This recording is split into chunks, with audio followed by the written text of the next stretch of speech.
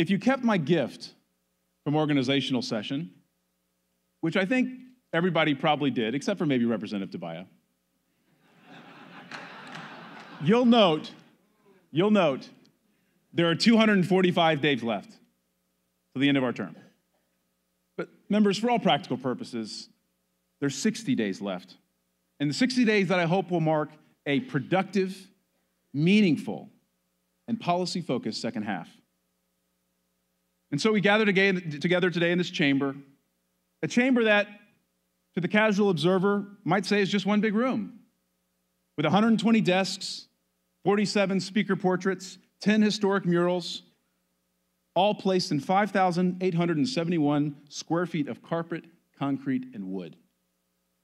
Thankfully, there's only one dais.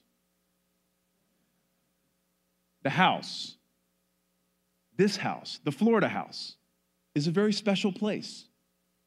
And each of us is privileged to be here, to serve, to represent the millions of Floridians who sent us here to work for them. A little later this morning, we're going to hear from our great governor, Governor Scott. And he's going to outline very clearly to us that Florida has been on an upward climb for 3 years. Because of unemployment, taxes, and regulation are on the decline.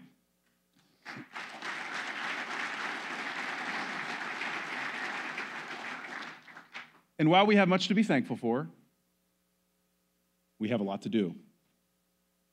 I've spent time with many of you, and I've heard with great interest your individual stories about why you chose to serve here.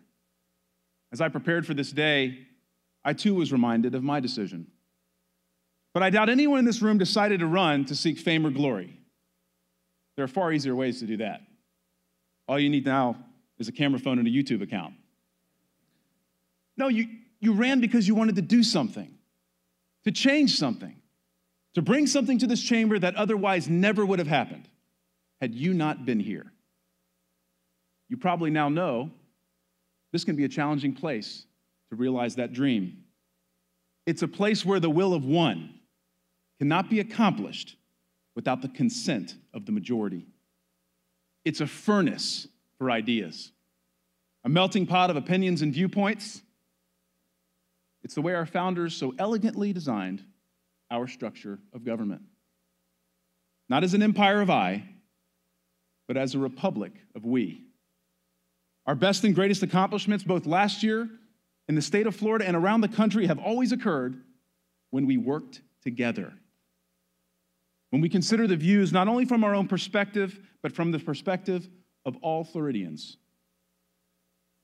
Unfortunately, our modern political environment does not lend itself to such an approach. For example, in Washington, D.C., they pass more blame than bills. Let's set a different tone. Let's spend the next 60 days focused on policy, not politics. Let's hold off on the campaign till May 3rd. Let's show Florida how it can be done. Last year, we announced and accomplished a significant agenda. Many thought we couldn't or wouldn't succeed. There were moments I wondered myself. But when the votes were counted, when the handkerchief dropped, we delivered for Florida. Representative McBurney, we even managed to pass your 224-page bill at the end.